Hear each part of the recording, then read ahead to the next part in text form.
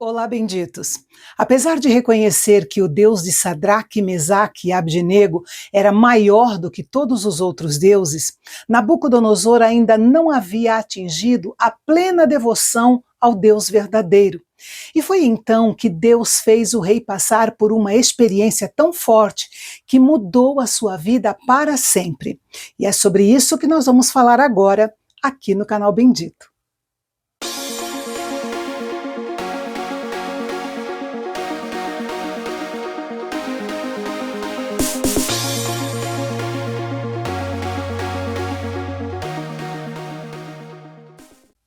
Este capítulo é singular na Bíblia, pois traz um documento oficial autobiográfico preparado por Nabucodonosor, rei da Babilônia, e distribuído por todo o seu vasto império.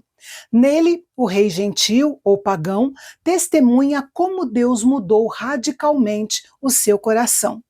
Ele começa dizendo que achou por bem tornar conhecidos os sinais e as maravilhas que Deus fez para ele. E foi uma excelente iniciativa, pois é sempre bom declarar o que Deus fez por nós. Satanás tem um enorme interesse em nos manter calados sobre as grandes coisas que o Senhor Deus fez por nós, enquanto ele nos incita a contar e recontar as misérias que ele causa pelo mundo afora. Devemos vigiar mais sobre isso. Nabucodonosor conta que estava desfrutando de uma época de paz e segurança na sua casa, no palácio, desfrutando do que tinha realizado, até que uma noite, mais uma vez, Deus usou um sonho para transmitir uma mensagem importante ao rei. O sonho deixou Nabucodonosor apavorado. Ele convocou os sábios do reino para que interpretassem seu sonho, mas eles não puderam interpretar. Por fim, apresentou-se Daniel. O fato de Nabucodonosor mencionar tanto seu nome hebraico, Daniel, quanto o novo nome, Beltesazar, nesse documento, indica que ele havia se afeiçoado a Daniel ao longo dos anos de convívio e que não o tratava como um simples exilado. Ele reconhecia que Daniel tinha em si o espírito dos deuses santos e que possuía sabedoria e discernimento admiráveis. Dos versículos 10 ao 17, Nabucodonosor relata o seu sonho. Ele viu uma árvore muito alta, forte, bela e frutífera, que fornecia sustento e abrigo para aves e animais.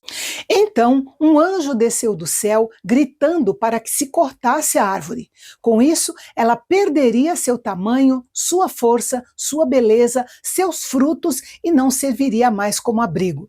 O anjo também disse que o toco da árvore cortada seria amarrado com correntes de ferro e bronze, que serviriam para protegê-lo. Disse ainda que esse toco da árvore representava o homem que teria seu coração mudado de coração humano para um coração de animal, e isso por um período de 7 anos.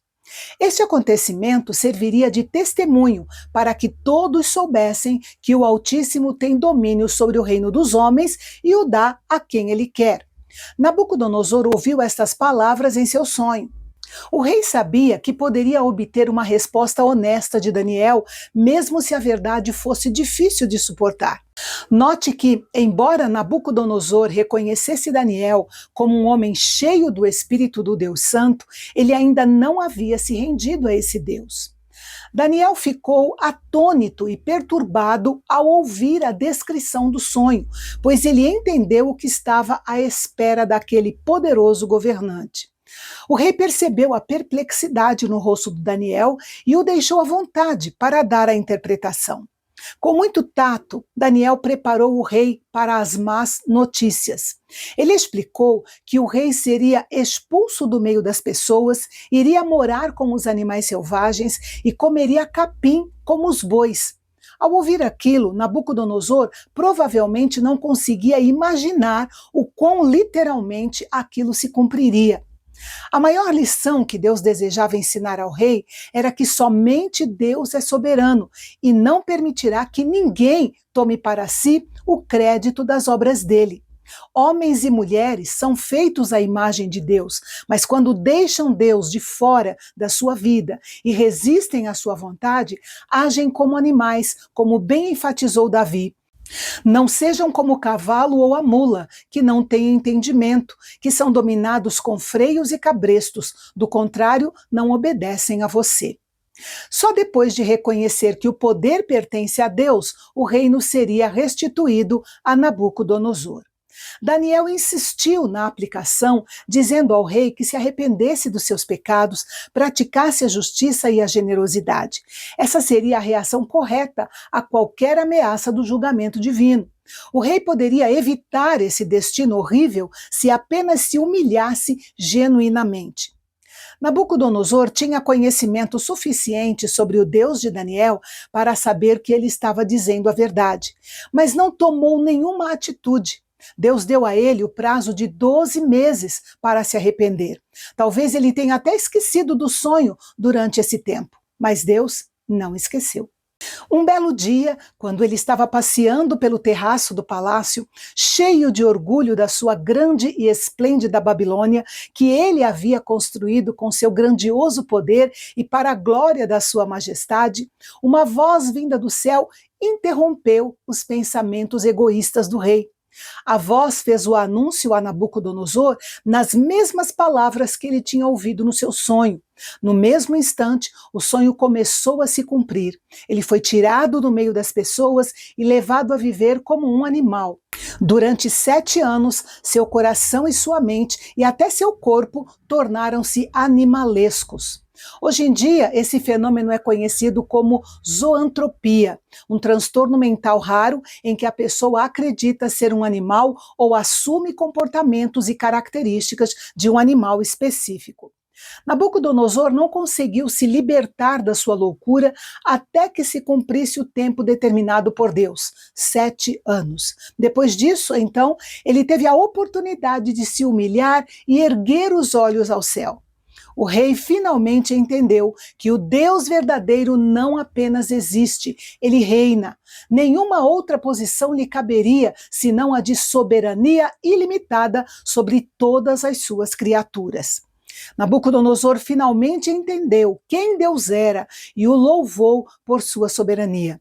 Nesse tempo, sua sanidade mental retornou, resultando em adoração ao Deus Altíssimo.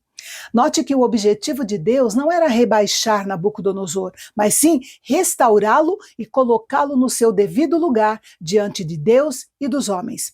É possível que o rei tenha experimentado uma conversão genuína ao Deus de Israel, que pode ser comprovada pelo testemunho dele neste capítulo. A lição duradoura deste capítulo é clara. Deus resiste aos orgulhosos, mas dá graça aos humildes. O olhar orgulhoso é o número 1 na lista dos pecados mais odiados por Deus. Nabucodonosor não hesitou em contar às pessoas do mundo todo o que havia aprendido naqueles 7 anos da sua vida. Ele era uma testemunha verdadeira daquilo que Deus pode fazer. E amanhã a história dá um salto para o período em que o neto de Nabucodonosor ocupava o trono. Mas, diferentemente do seu avô, ele teve uma experiência com o Deus de Israel que não foi nada boa.